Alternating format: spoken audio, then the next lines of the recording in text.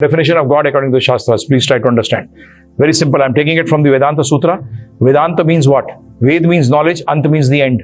Vedanta are the end of knowledge. And Sutra, remember one thing. Sutras actually mean that there is such a big book, and in 3 lines you got the whole knowledge of this book. That is called a sutra, a formula. Right? So that is actually known as a sutra. So Vedanta Sutra. They said, Janmadayasya yataha, from which everything emanates. That is called from which everything emanates. Janmadayasya. And remember one thing, because I don't have time for that, I'll tell you one thing, that our Shastras are explaining not only about God. God is only a feature of the absolute truth. Absolute truth means actually from which everything emanates. Because in our Sanskrit language, God is a very, very vague term.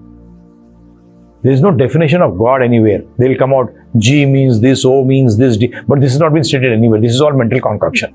But in our Sanskrit language, there is nothing like this. Shastras have never left anything that it will be something vague. So, Janmaday asya yataha, that is actually the definition of the absolute truth. There are 2 types of truth. One is called absolute, one is called relative. Here, everything is relative truth. It is dependent on the other. But the absolute truth is not dependent on anything. Absolute truth is Purna Satya. In Hindi parlance, we'll call it as Purna Satya, from which everything emanates. Bhagavan also emanates from the truth. Bhagavan is also one of the features of that, because there is Bhagavan, Paramatma, Brahm, Parameshwar, all these are all different things which energies, everything is coming from that supreme person, and that person is known as the absolute truth. So that it stated, Janmaday asya yathaha, from which everything emanates, jisse ki sab kuch udbhut hota hai. That is called, then second definition. Now you'll say, so many definitions. I'm trying to explain now. Definition, this one definition is enough, from which everything comes. But then Vedanta Sutra also says, Anandamayo abhasat. Supreme Personality is nature, is by nature full of joy.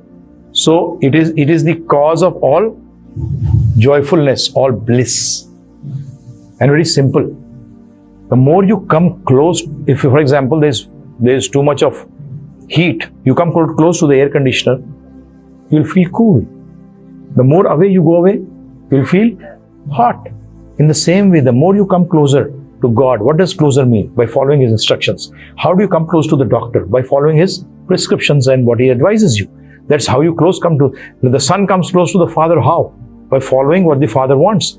That is how the son comes close to the father. In the same way, how do we come close to God? By following His instructions, we come close to God. Just by showing your face to the temple, in the temple does not bring you close to the God. You can sit here for 24 hours. A son can keep sitting in front of his father for 24 hours a day, but not follow a single word what the father is saying. Is he close to the father, Prabhu?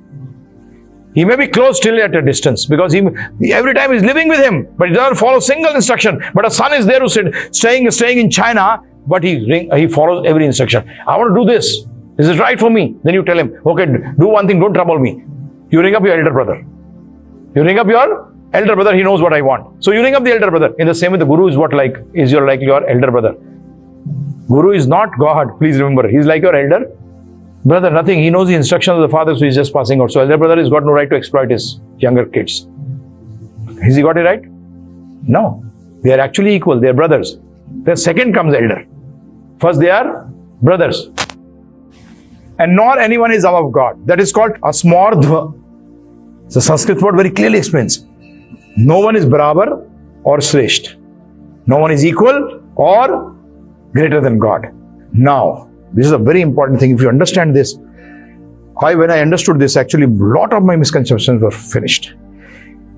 In God, 2 extremely opposite qualities can exist at the same time. Repeating.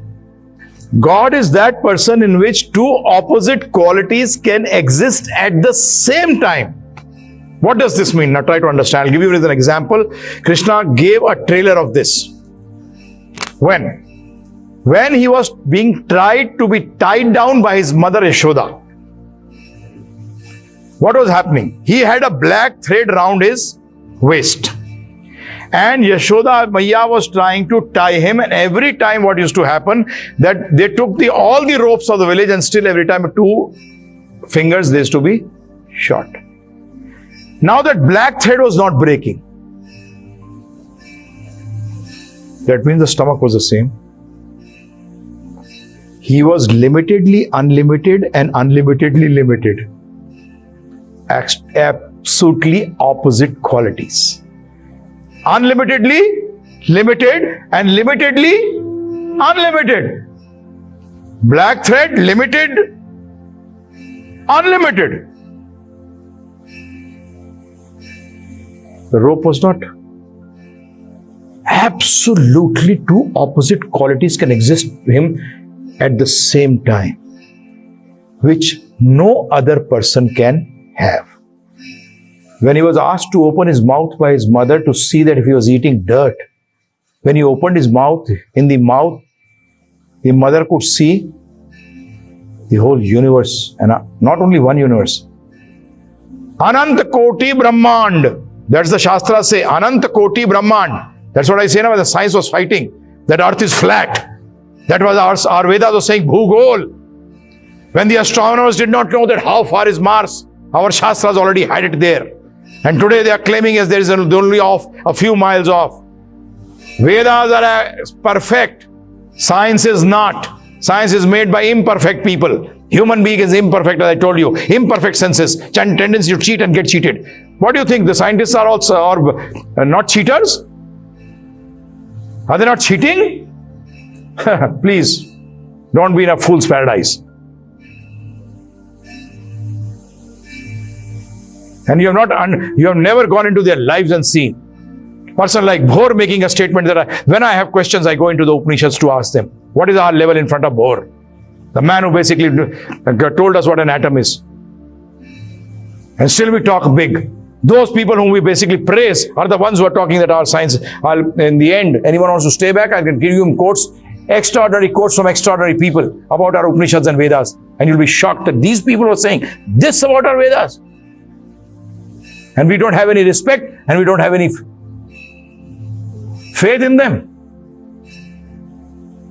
2 dramatically opposite. So this cannot exist in anyone else. You can't be honestly dishonest and dishonestly honest. 2 extremely opposite qualities can exist in him. Who's he? He's the cause of all causes. Sarva Karana Karanam. Sometimes I happen to go to schools also to give lectures to young children like 20 years, 12, 13, 14. They ask me, what do you mean by this? So I just simply tell them, you ask your father who his father was, his father, his father, his father. When you come to a person, when you ask him, who's your father? He says, I've got no father. That's God.